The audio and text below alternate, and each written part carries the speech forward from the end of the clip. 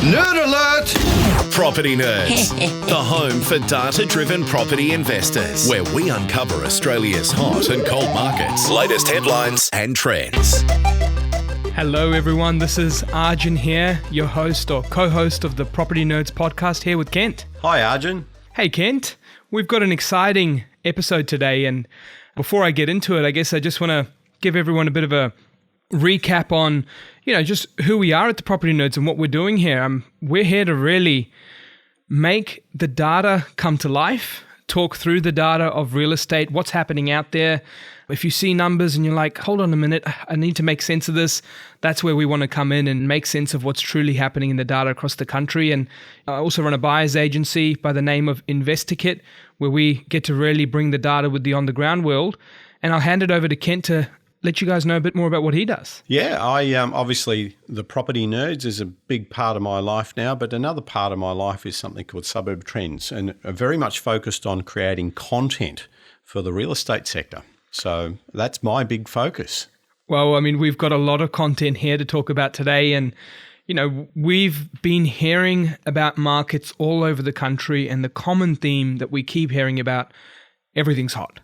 And so yes, in a way, there's a lot of hot markets now as a result of low interest rates and low stock and higher confidence. But at the same time, just to loop everything up and it's too hot, can't buy anything anymore and it's over, I'm going to keep missing out, or I've got to throw crazy prices everywhere.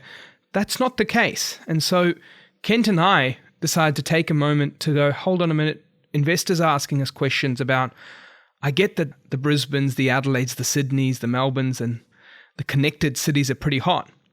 But what's happening? Where are there opportunities where maybe it's heating up, things are changing, but it's not completely every listing price is, well under and you're completely missing out every first open home, and that sort of activity is not there yet. In some cases it may be, in some cases it's not, but we call these early adapters. So Kent, what's your thoughts on early adapter markets? Yeah, it's an interesting term. I think that there's a number of suburbs, there's a number of regions that are also benefiting from what we call in the inner city the ripple effect. So, we've always referred to it as, the adjacent to the hot suburb, but you've got regions now are also going through that same ripple effect.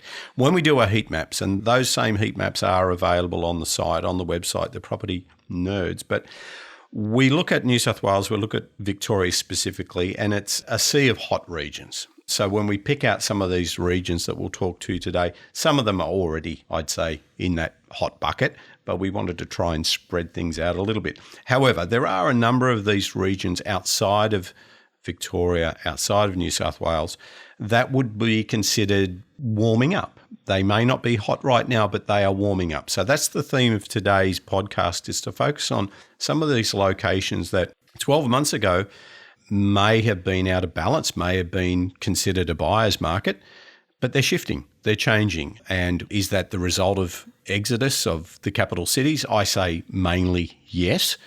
Could it be part of a natural cycle? I know a number of companies like to refer to a property clock or a property cycle.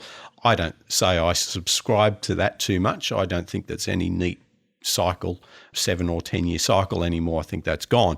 However, some of these regions are going through a renaissance. So we'll talk to that today. And so I guess that's a really good way to explain the early adopters, or that type of cycle, or early parts of the market movements. My definition of the early adopter markets have always been, they are showing causal factors, and I like to refer to them as your bullet points under the categories of demand, confidence, and supply. Job creating projects, lifestyle appeal, affordability, things that are making people gravitate to it, but perhaps they are not showing up completely in the heat of the moment right now, the heat of the trends that we like to see it. And so they're the ones that I like to say move from watch list markets, things where, hey, something could happen here, to they are trending. Do you think that's a fair way of describing early adopters? It is. And probably the question I've got is, for our guest, what are the metrics? What are you looking at, Arjun? What's the thing that puts them on this list today? Great. So let's talk through some of those metrics and just how we get to this list. But firstly, the list that we've put together are using SA3 regions. And Kent, do you want to, maybe I throw back to you on how to best describe SA3 regions? Yeah, so for a lot of regions, an SA3 is very similar in size to a local government area. However, we've favoured the Statistical Area 3, which is from the Australian Bureau of Statistics. We favour that specifically because of places like Brisbane. So the Brisbane LGA is huge. It's one big city. It's too big and there's too many submarkets across Brisbane to call it one single metric. So the Goldilocks for us is this thing called a Statistical Area 3. I'll call it an SA3 from now on. It's too hard to say. But it's a really great metric because you've got lots of different data sets that are provided by the ABS and the government that plug perfectly into it. But equally, when you look at property sales or property rents and other metrics, most of these SA3s look like a bell-shaped curve. They look approximately normal, which is what we want when we're comparing medians or comparing other metrics through time. So that's why we do the SA3 thing. Exactly. And for those wondering, how do we have the pros and cons broken down of this? The cons are when we go into suburbs, the shift of prices and the low sample sizes can make data wacky. And for those living in premium areas or have properties in premium areas, a perfect example of that we've touched on in previous episodes. And then like Kent pointed out on the massive regions, it just becomes meaningless for me to go Brisbane's doing well or Adelaide's doing well. Like where? Where are you going to buy? And so that's the part of what Kent's really broken down there, the SA3. Now, key data points we used: inventory levels, vacancy rates, days on market changes, and price. And so in simple, connecting them with the sentence, we're saying, what's the stock levels relative to what sells? What are the vacancy rates in terms of rental properties available, or in how long are they staying available for? Days on market, the speed of selling, and price. And so effectively, if we're saying that trends are shaping here, the early adapters, some things moving, but we're not categorizing them as too hot, we're simply saying there's a change in the relative properties available for sale in comparison to what sells each month. The number of vacant properties for rent is reducing. The speed to sell a property is increasing. It's getting faster, and pressures on price are taking place, but in their earliest points of the cycles. Would that be a good way to categorize it? It would, but you're teasing us. Tell us some of the regions. Come on. Well, let's go into the data dive. So we've got 12 regions here, and with the 12 regions, we've spread ourselves across most of the states. And if you're wondering, hey, Arjun, why aren't you mentioning a certain number of, regions in this particular state? The short answer is take New South Wales and Victoria, where we've got a very low number of options, and even Tasmania, where we've got no options. The reason why is because even the regions that we felt could fall into the early adapter markets are not. They're just too hot. And so they are heating, they're well into motion, and not too hot to buy, because these could be hot and staying hot for some time, but they're more so not meeting our categories of early adapters. So if we jump straight into it of the early adopters in Queensland, we've got 4 regions here to talk through. So we've got Townsville, Toowoomba, Rockhampton, and Bundaberg. What are your thoughts on these? Well, I think it's quite fascinating what's happening in some of these areas, and they keep on popping up. So there's a reason why they keep popping up on the maps. But the inventory levels at the moment for a couple of these spots, I'll pick on Toowoomba at the moment. I'd probably say it's already in that seller's market territory at around 3.9 months of inventory. We're talking about houses here. So that's come down from about 6.4 months a year ago. So you can just see a significant shift in the heat in Toowoomba. Beautiful spot too. You went there recently. So we can see that there's some heat in that market. But I might focus on some of these other ones. I'll pick on Townsville, I think, is a goodie. 4.89. So it's just moving into that territory now. So, once we get below that 5-month mark, we start to say, hey, hang on, this might start becoming a bit of a seller's market. And we can see that it's made a massive shift because it was 7.53 months of inventory a year ago. That's huge. It is big. And also just to talk through, for those who are listening or tuning in for the first time, what do we mean by inventory in the number of months? Effectively, what Kent's pulled out there at 4.89 months of inventory in Townsville and what it was in the high 7s. This is saying that 12 months ago, if we were in the high 7s of inventory, if you had no more properties come online, we had a moratorium on properties for sale. Based on how many are selling each month, it would take just over 7 months to clear all the stock, which is not a short amount of time, and we would classify this as potentially an oversupply market. And it's amazing to see the change that within 1 year, we've had a drop in inventory of over 30%, which puts it now in what we would call a modest pressure, but just slightly better than a balanced market. So this is what we're trying to call out here, the inventory change of Townsville from an oversupply to a balanced heading towards modest, and trends changing that fast in a year tend to suggest that the early adopter may soon become a hotspot. And breaking it down, giving you an example suburb, I think let's pick out a suburb called Kelso. So those who are in Queensland would know it quite well, but it's one of the most populous and populated suburbs in Townsville. And you can buy a house there. The list price median is $269,000. So it's a fairly low price if you compare that to the capital city type market. So $269,000, which usually goes hand in hand with fairly high yields if the rental market's healthy. And the rental market is very healthy because these 4 Queensland locations, another metric that we like to see with the early adopter markets, the change, the trend occurring, is vacancy rates. And just to call out some of the vacancy rates, all 4 of the markets of Townsville, Toowoomba, Rockhampton and Bundaberg, if I read out their vacancy rates, it's quite phenomenal. 0.96% for Townsville, 0.68% for Toowoomba, 0.38% for Rockhampton, and 0.44%. It's, long story short, a bit of a rental crisis here. It is a crisis. This is a big problem, I think. Yes, we've got one side of it. We're talking about the hot market, great for investors, but there is a flip side to this now. Once you get below 1%, I think you've got a rental crisis on your hands, and in these regions, people are being squeezed. So there's some low-income families that are hurting badly. And we aren't talking a change of, this is over a few years, slowly getting there. All of them have had an upwards of 60% change in their rental vacancy rate in the last 12 months. So Townsville 62%, Toowoomba 70%, Rockhampton 74% decline, and Bundaberg 71%. So big changes in all of these markets. And I think when we talk about the inventory change in Townsville before we move to the next region, Kent, the days on market is another great reflection. We're starting to see, not huge movements, but starting to see some shifts there. Yeah, absolutely. So it's still a little bit high. I'd probably, looking at Kelso here specifically, it's around 82 days. But there's a bit of a lag in this data too, because if you're using a rolling, when you get down to the suburb level, you need to specifically use a rolling 12-month median. So there's always a little bit of a lag. But the lead indicator here is you're looking for that delta. You're looking for that shift. Is that rolling 12-month median making a move? And it is. It's making a move down. And one thing you and I have loved to do on the back end is sometimes we've done charts where we roll up the 12-month moving average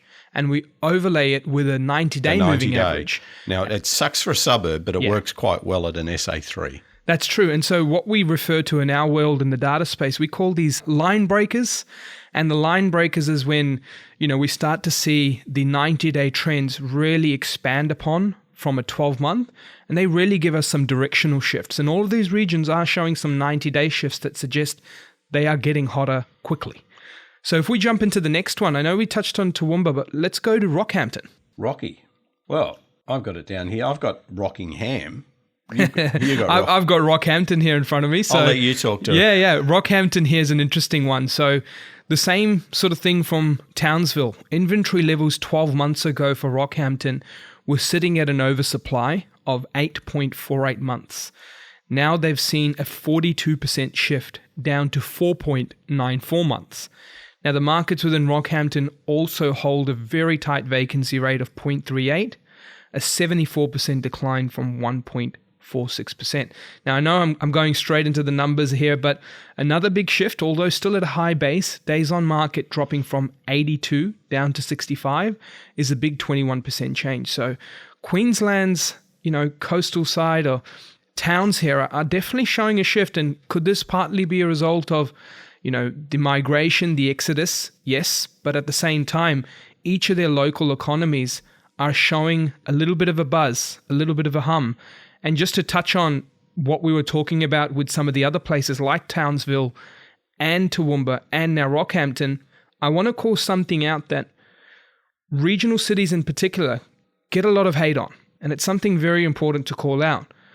The jobs, the infrastructure, the money, where's that going to come from, Arjun? Where is this constant growth going to come from? We need to remove the labels. And I'm a big believer, from someone that's come from little old Wellington in New Zealand. It's a beautiful It is place. a beautiful place. But hey, it's only just over 400,000 people in the greater region. That's like saying you're Parramatta. Now, when people talk about regions, that deeper dive needs to occur. And I just want to talk about these regions that we've touched on, your Townsvilles, your Toowoomba's, your Rockhamptons. Now, let's take Townsville for an example. If you took the combination of infrastructure projects, hundreds of millions in sports stadiums, mine projects, port redevelopments, if you even looked at some of the other projects around Toowoomba, where you've got a lot of energy projects here, there's a lot happening. To give you some examples, we've got various projects when it comes to the milk factories in Toowoomba. We've got the Qantas Training Academy. We've got the solar plants, the medicinal marijuana, and much more. Yeah. Don't worry, Kent. Medicinal, right? And so the inland rail projects, billions of dollars. So if you took all of these regional cities and just pretended that they were a part of a capital, whether it's a middle ring, an outer ring, and you added their infrastructure projects up, they would be like having multiple Badgerys Creek precincts, for those from Sydney, over $5 billion of spend there. Multiple Badgerys Creek precincts happening all over. This is where it gets interesting on what we call an infrastructure per capita. The spend of, size of spend, not for the city, but for how many people are there. Yeah, and the other call out is with the exodus is if somebody's moving out, or if people are moving out en masse of the Melbourne regions, inner regions, or Sydney out to some of these regional locations, they've got some profit in their pocket. If they've sold their house that they were in, they're moving up and they're not only just bidding up the prices of these houses, but they've got money left over. And if they spend some of that, there's a bit of circular flow happening in some of these small towns. Yeah, and as an investor, one thing we haven't touched on yet is the yields. So interest rates, we all know how low they are. And if you're not getting an ad, you're getting a call from a bank or a broker to refinance probably pretty regularly these days. Yields for some of these locations, it's considered low when you get 4.5% in some of these locations. Yeah. You can get them up to 7%. Now, it's important not to chase the yield alone as an investor, but when you're starting to see trends like these, changing markets, affordable markets, the lowest interest rates we've seen, and yields that high, infrastructure projects occurring at this rate, to the size of segments of capital cities, a high spend on a per capita basis. This is why we wanted to call some of these locations out, just because they offer a unique advantage for investors to have a relatively low risk in some of these times whilst trends are changing. So that's 3 of the Queensland markets. I might actually jump into Bundaberg, Kent, if that's cool with you. Let's go to Bundaberg. Now, the last one for Queensland, Bundaberg had inventory levels of 7.77 months. So we're seeing something pretty common here. Par Toowoomba, which was a balanced market 12 months ago, Townsville, Rockhampton, and Bundaberg would be, from a sale, a market movement in that front, I would say oversupply this time last year. But Bundaberg is moving from a 7.77 inventory down to 4.56. They all now sit in modest pressure buckets, so that's good. A 41% decline in inventory, a 71% decline on vacancy rates, now sitting at 0.44. You will struggle to find a rental property in Bundaberg. And lastly, the days on market fall of about 14%. So still quite high in days on markets for all of these areas, but the change is occurring and that lag is starting to change. So that's Bundaberg. It looks like it's spread out too. If I pick on Bundaberg North at the moment, it's still got quite a high level of inventory. So if you pick out one particular suburb, but when you zoom out to the SA3 region, you can see that really, really strong trend line. So, and again, that highlights one of the benefits of starting with this SA3 data set, which is a little bit bigger and a little bit better behaved. So yes, we can still see a downward trend there as well, even at that suburb level, even though that Bundaberg North is up around the 8-month currently. Which is a great point to call out, because now what we're saying is, yes, the SA3s are trending, but we have to go deeper.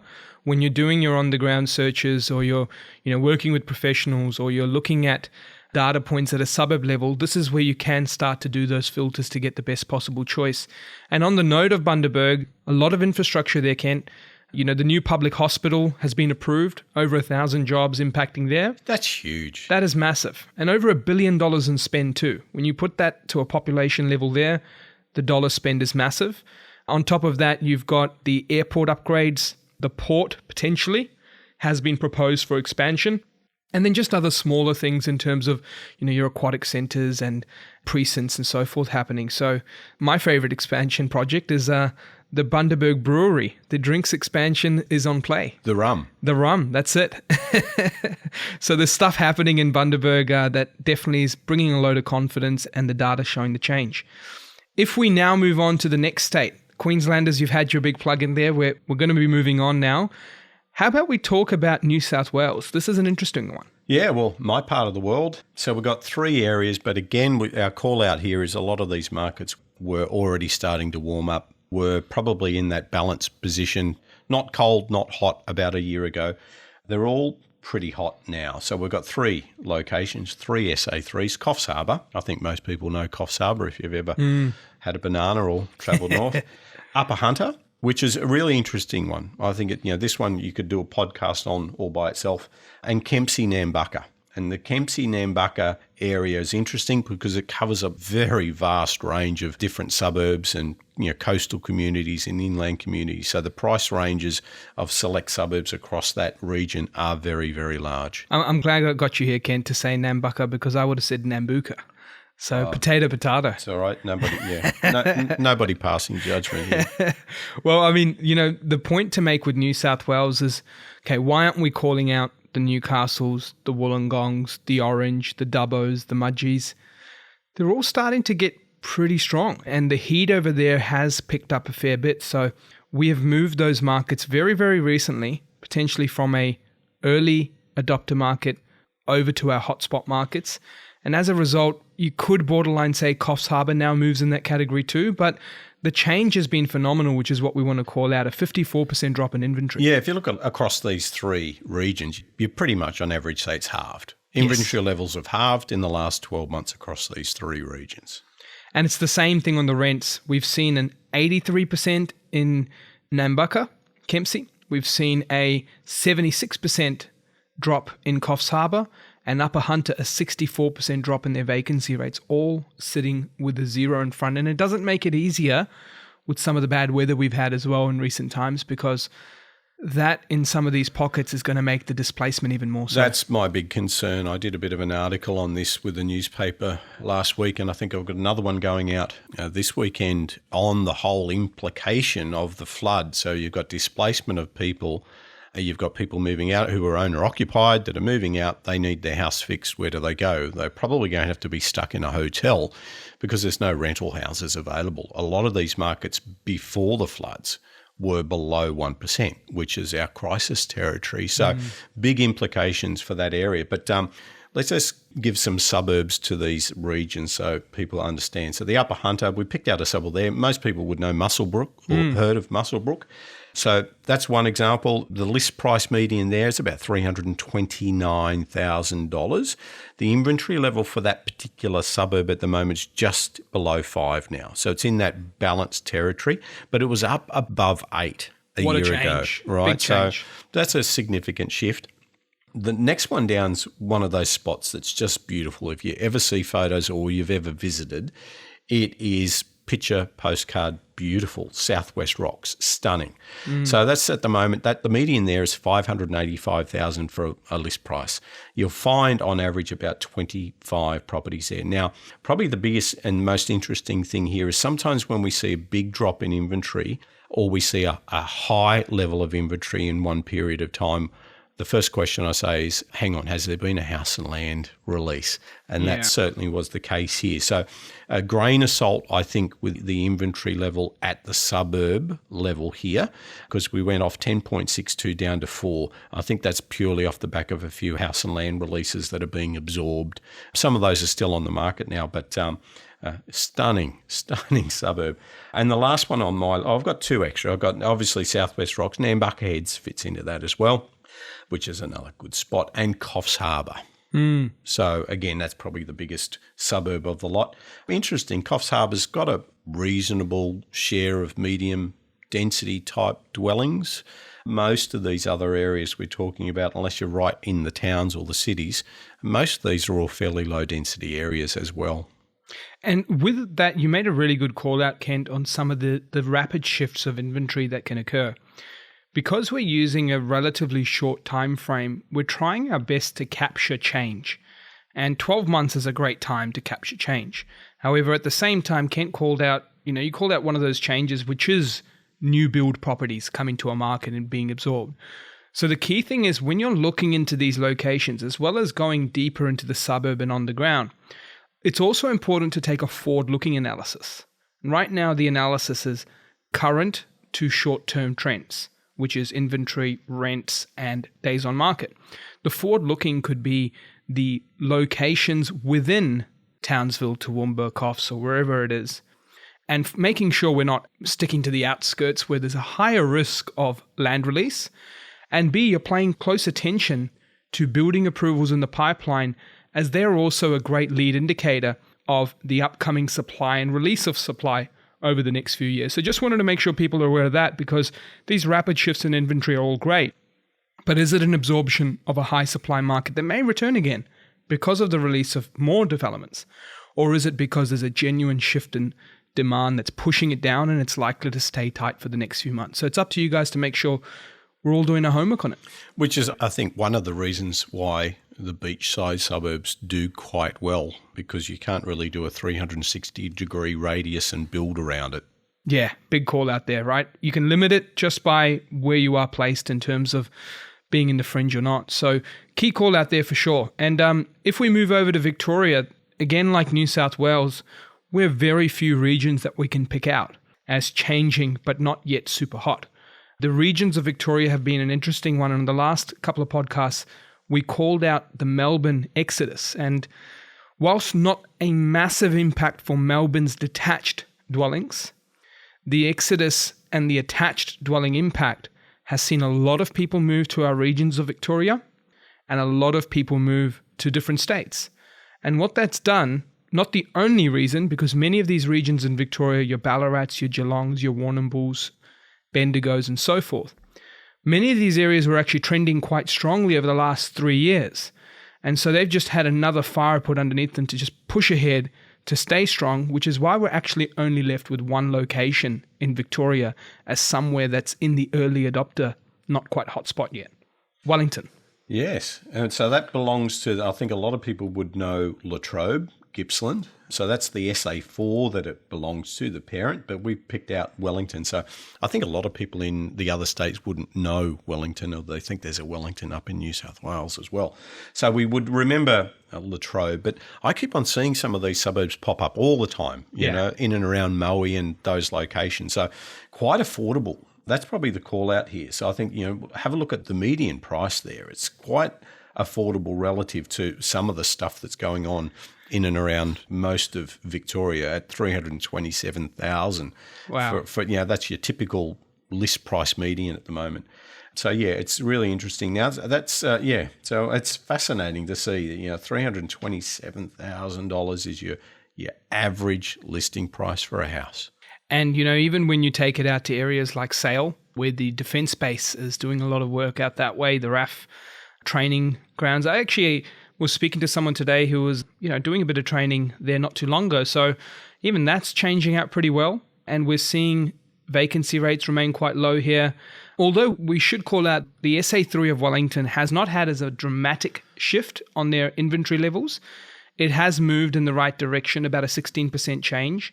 Is in that modest pressure bucket. But as you called, if you now move to that next door pocket, the Latrobe, The Latrobe SA3 has changed dramatically, and that's showing a big drop, a big tightening. And for those, Sydney-siders saving a 20% deposit on a house in Sydney, you're actually saving for a whole house in Latrobe, which is pretty interesting. Let's cross over to South Australia. So South Australia is another region. We've obviously got some of the improving locations like Victor Harbour and further down. But a call out I'd like to make is the Barossa. So we are seeing a slight shift in the Barossa with inventory levels. We're now dropping to about 4.59, which is, again, moving towards that positive pressure. Vacancy rates are phenomenal at 0.47% for an investor. A 75% decline in vacancy rates is seeing a good shift. And we are seeing an 11% decline in days on markets in the Barossa region. But Barossa region, the properties here can be a big mix. You could have a small part of Barossa with a few subdivisions, but then you could have a large part where you've got acreage homes and essentially your house is a winery. So this is a diverse range of properties here, which really requires a good check. But one thing that definitely points to pressure is that rental market shift and inventory levels still being quite sustained. So what are your thoughts on the Barossa, Ken? What's possibly happening here? Yeah, it is interesting. I was just looking at some of the numbers here. I look at the quartiles. So I look at the 25th percentile and the 75th percentile of sale prices, and it ranges from 250K to 450K. So that's pretty big when you compare that to the median. So some of these more expensive places around Sydney naturally have a pretty wide interquartile range, as they call it. But for an area that's a lower price relatively, that's a pretty big span. So yeah, you are absolutely right there. And when you start to pull out the individual suburbs, you can see just how varied they are. So yeah, a significant shift there, obviously in inventory. I'll pull out specifically, we want to zoom in. The suburb that I wanted to look at specifically was Tanunda. I hope I've got that pronouncing. You're probably doing it better than me. I'm horrible with pronunciations. Yeah, so it's one of the more populated suburbs in that region. $400,000 even would be your list price median at the moment. So if you were to look there, half the properties will be above and half the properties will be below it. Well, that's something I've always loved about Adelaide, and I'm turning into a bit of an Adelaide fanboy here. I've been doing over the last couple of episodes, which I've, taken note of. To have access to wineries and beaches within $500,000 of purchase prices, something's up there. Like, that is pretty special. And I know it's not something we should do as an investor, get caught up in a how cheap is that for what I get over here, because that's never been a sound way to make money or grow your wealth in investing. But it's just something that captures my attention all the time. You can be up in the Barossa or down in the McLaren Vales and be near, your Moana Beach, Seaford Beach, Christie's Beach in Adelaide, or up in the hills of Barossa, and just be able to purchase properties with under $500,000. But look, for me, being a little bit on the older side, I just remember the jobs was always the big issue. Yeah. Great area, love it, but can you get a job? And that was the same for a lot of Queensland, the same for most regions, and certainly the case of the whole of Adelaide. And I think if there's one positive that might come out of this silly virus is that the work from home movement has changed, and people can use Zoom, and even if it's 1 or 2% of the workforce, it's made a significant impact on some of these regions. And that too, the level of priority for investment in some of these jobs now is changing too, because sometimes when these events happen, as some people call it, the black swan events and so forth, they create a shift. Level of urgency changes of infrastructure projects that need to be brought to the table, the speed, the job creation, because now the magnifying glass is on you. I don't want to get into the politics of stuff, but in testing times, they're on you more than ever. And we are seeing change, not from the political side, no commentary there, but more so from the infrastructure coming up. A lot of change is happening. And so how about we now move into another location that's showing a lot of change, and this is the WANT to wrap things up. Kwinana, Augusta, Margaret River, and Busselton. That's a long name. It is, isn't it? Isn't it? Rockingham and Palmerston. So we've got 3 in WA, 1 in NT. And just to call out before we go into the individual trends, the same thing with the rental markets. Most of these, if not all of these regions, were oversupplied rental markets this time last year. Kwinana, 3.46% down to 0.8%. The Busselton, I'll just call it that, and spread, 2.49 down to 0.04%. and Rockingham 3.32 to 0.58, with Palmerston at 6.48 down to 0.64. So the smallest change was 77% drop, and the biggest change was a 98% drop in Busselton surrounding regions. And we typically expect that the first market to shift is the rental market. Correct. As people move out and say, look, let's just rent until we find the right property to buy. So it's the leading indicator with this current movement has been the rental market's the first to shift. Suddenly the vacancy rates plummet. There's nothing available there while people settle in and look for a property. And they're the ones that are actually going into the agent saying, I'll pay you an extra $100. Just give that rental to me. Yeah, and Kwinana, Rockingham and Palmerston are somewhat, we could call them part of the Darwin and Perth cities, being in the outer parts, or middle ring for Kwinana and then outer ring for Rockingham. And again, the coastline follows for Kwinana, Rockingham and Busselton.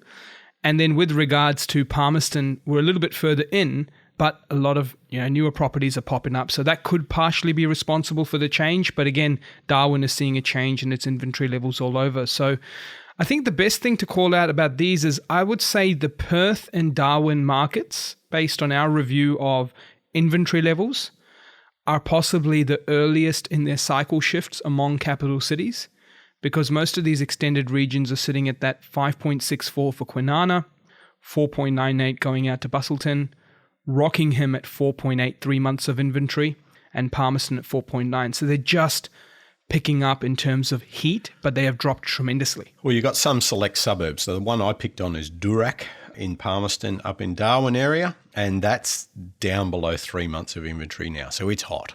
Very, very hot. And that's the change that Perth is really showing up in. And I think when we're talking about speed of change and the drastic level of change, there's possibly been no other market across the country I can think of that's seen as much as these high point of inventories and now coming to the low point as we've seen the WA change. Yeah, and I think a lot of agents have been waiting on this to shift for a long time. Over a decade. Yeah. This is close to 14 years, 15 years for some of these markets in terms of the speed to sell getting to that level. So, we're now seeing days on market declines across all of these four regions, low points of 20% change and high points of 35% change. So these are the early adopter markets across the country. And again, just to call out Tassie, we've only left you out because Burnie, Devonport, Launceston, they're all far and away. And when we take it outside of those and outside of Hobart's, the sample size is just too small for us to play with. And so as a result, Tassie's pretty much hot all over. And the similar story being said with many of the Victorian towns and regional New South Wales parts that we've missed out. So these are our early adopter markets. And again, I want to call out, where you can get some of this information from. You can jump on the propertynerds.com.au. We've got our data hub. We've got our top 20 investing regions report, which you can grab a copy of. And so this is now potentially the next wave of locations where investors can consider affordable prices as low as $250 up to $500K, high rental yields as high as, on the low point, 4.5 going up to 7%, and changing trends. It's always important to still do your due diligence, do your greater review of these markets and suburbs, but these are great starting points to show trends of markets that aren't the similar story of what we keep hearing everywhere, super hot, but these are changing to become hot. So interesting numbers that we've been able to pull out, and hope you found it all of value. Arjun, one key thing that people will find is in these markets that are going through some rapid transformation, it gets pretty hard to value the properties. So agents find it hard to find the comps, etc. So the call out there is we've written a paper. It's a free download on our website, the Property Nerds.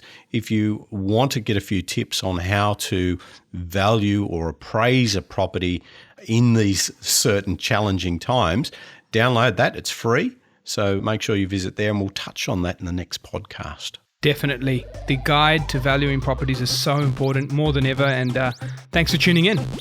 Game over.